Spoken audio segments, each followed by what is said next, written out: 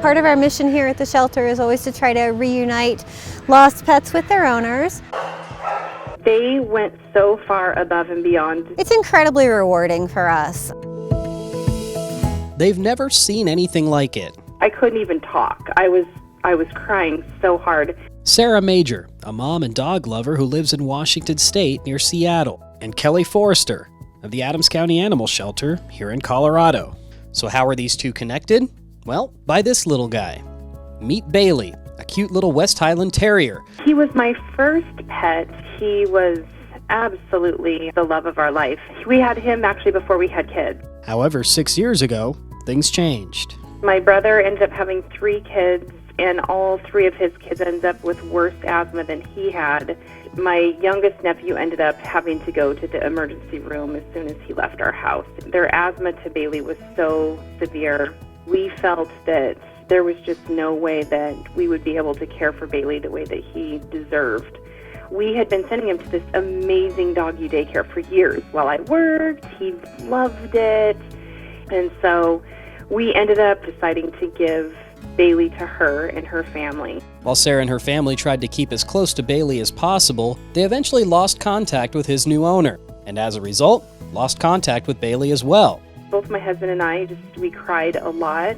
It was really difficult. We just have been talking about him for years, wondering how he's doing, and in our hearts assuming that he's in this amazing environment.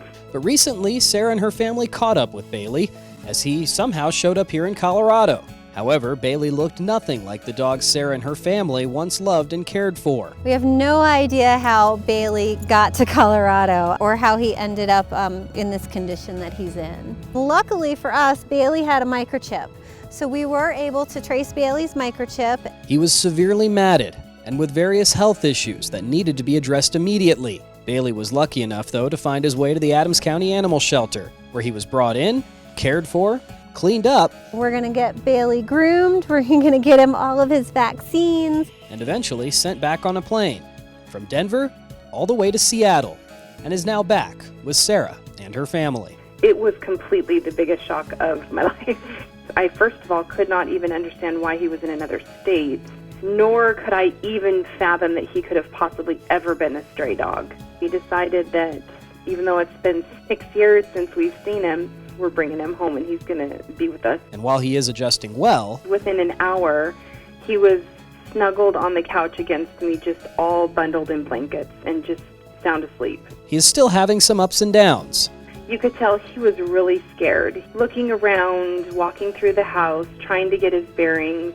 He's very sad. You can see that he's gone through something very traumatizing. But Sarah and her family are determined to make sure Bailey knows that he's safe, and most importantly, loved. I'm just hoping that once he realizes that he's truly safe and loved, that he'll be that happy dog again. And that is all the folks that the Adams County Animal Shelter can hope for every time a pet walks out their doors. We're all here because we love animals, and when we can get particularly a pet that's in kind of rough shape like Bailey back into the arms of a loving family, that really means a lot to us here. When I think of like an animal shelter, I didn't realize until this experience how much they do to try to help the animals get with the family. I never would have guessed that they put so much heart into it. That is something that I don't think a lot of people realize, but they go so far above and beyond, and it's amazing. It's just been great. We're so thankful he's home.